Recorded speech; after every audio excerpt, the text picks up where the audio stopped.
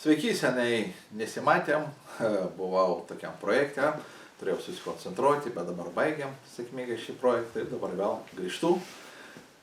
Ir noriu pasidalinti įspūdžiais, visai neseniai įvyko toks labai įdomus įvykis. Teko vesti seminarą, aišku, tame nieko nuostabaus nėra, bet tai buvo nepaprastas seminaras. Tai buvo ypatingas to, kad ten buvo tik tai moteris, tai moterims skirtas seminaras. Man gyvenime nebuvo teko susidurti su tokiu iššūkiu, kažką pasakyti vien tik moterims, bet ir tai dar nesvarbiausia idėja, svarbiausia dar, kad ten buvo daug labai moterų, labai daug, 2000, bet ir tai dar nebaisiausia. Baisiausia buvo tai, kad aš jų negalėjau pamatyti visų, nes jos tenais buvo už ekrano, net ne už ekrano, už šito, už kameros, tenas kažkur toli. Ką jūs ten darė, ką jūs ten, nežinau. Bet malonu buvo. Malonu buvo. Tai va, bet ir tai yra nesvarbiausia. Svarbiausia yra tai, kad po šio seminaro buvo kilę daug klausimų ir atsakymai klausimas užtruko net ilgiau negu pats seminaras. Ir aš labai džiaugiuosi, nes pirmą kartą suvokiau, kad klausimai yra labai įdomus ir aplamai moteris užduoda tokius klausimus, kurie mums vyrams neateina į galvą. Aš pagalvoju, tikrai mes turim ko pasimokyti iš moterų. Bet kodėl aš apie tai sakau, nes supratau, kad kai gauni gerą klausimą, ateina labai geri atsakymai ir pagalvoju, kad labai fainas formatas, jeigu kažkas tau užduoda klausimą, tu bandai atsakyti, jeigu nežinai atsakymų, ieškai atsakymų, tai todėl norėčiau paskatinti jūs daugiau rašyti man, uždavinėkit klausimus, kartu ieškosime atsakymų, o šiandien noriu tą progą pasidalinti metodu, kurį pats labai dažnai naudoju ir jisai būtent susijęs su mokėjimu uždavinėti teisingus klausimus.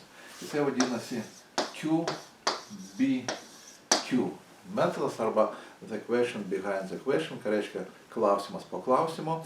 Ir mintis yra tame, kad daugelis iš mūsų ypačiais tokiais nepaprastais laikais labai dažnai užduoda savo 3 pagrindinius klausimus.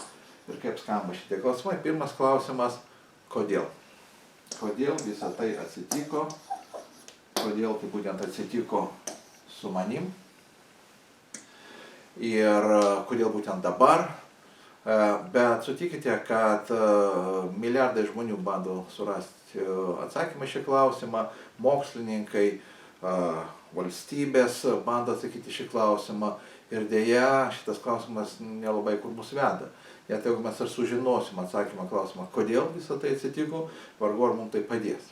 Todėl antras klausimas, prie kurio mes perinam, nesulaukia atsakymų į pirmą klausimą, skamba taip, kas? Kas už visą tai atsakingas, kas kaltas. Sukuriamos sąmokslo teorijos, bandoma įvardinti konkrečias pavardės tų žmonių, kurie taip ar kitaip sukėlė taip.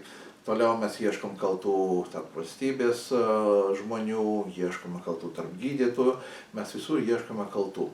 Ir mes tikime, kad jeigu mes surasim atsakymą į klausimą, kas atsakingas, dėl to, kad mes taip tvarkomės, kaip nereikėtų tvarkytis, mums palengvėtų. Bet mes galime turėti visą sąrašą kaltų, bet vėlgi mums tai nepadeda. Nepadeda susidoroti su tą problemą. Bet tada mes pereinam prie trečio lemtingo klausimo, kuris skamba kada. Kada tai viskas baigsis. Ir mes žinome, kad dabar dar pratęsia karantiną, yra dar trečioji banga, kai kurie sako, kad bus dar kiti metai tokie patys, kiti sako 5 metai ir mes vis bandom nuspėti, kada visą tai baigsis, bet sutikite, šį klausimą nieks negali šį klausimą atsakyti, net meteorologai negali nustatyti, kas bus po savaitės. Maksimum 2-3 dienų bėgyje mes galime kažką prognozuoti, ką kalbėti iki pusę metų, metus. Taigi šis klausimas irgi veda kur į niekur. Ir iš principo, kai mes užduodam savo šitus 3 klausimus, mes jaučiamės, kad esame aukos.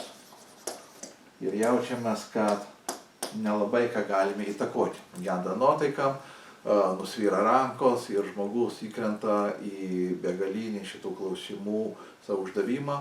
Ir kągi reikia daryti? Atsakymas labai paprastas. Kokie klausimai, tokie ir atsakymai. Taigi pakeisi klausimą ir pasikeis atsakymai. Taigi mums reikėtų uždavinėti savo kitus klausimus.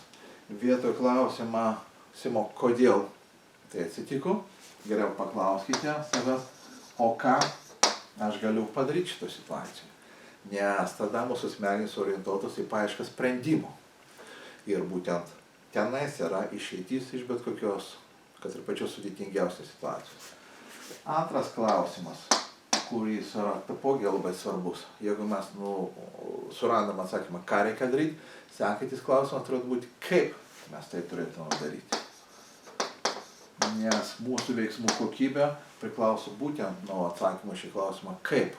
Kaip aš turiu dabar elgtis, kaip mes turime spręsti šitas problemas, kaip mes turime visi susivienyti. Ir trečias klausimas, kuris dar duoda mums papildomos jėgos, skamba taip. Ką dar aš galiu padaryti? Ir jūs pastebėjote, kad šitoje pusėje, kairėje, mes dažniau šnekame apie jūs, jie, tu, anie.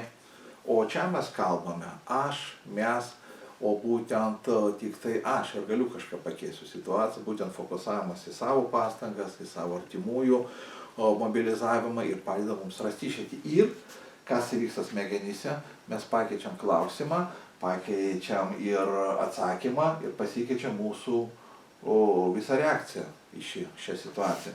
Ir vietoj to, kad jaustis, tik mes būtum aukos, mes jaučiamės, ką? Šeimininkai, kad ir labai blogos situacijos, bet šeimininkas visuomet neša atsakomybę už tai, kad pakeisti ją. Nenešam kaltės jausmą, o nešam atsakomybę. Taigi, ką aš jums norėčiau parekomenduoti, dažniau pagalvoti apie tai, kokius mes užduodam klausimus, daugiau paklausyti, o kokius užduoda klausimus žiniasklaidoj, kokius klausimus užduoda mūsų artimieji. Ir jeigu išgirstame šitus 3 klausimus, iš karto padarykime štai tokį fokusą, pakeiskime klausimą, tada ateis kiti atsakymai ir mūsų gyvenimas tikrai pasidarys žymiai šviesesnis, mes pradėsime jaustis, kad vadom šį gyvenimą. To jums visiems ir linkiu. Iki pasimatymo.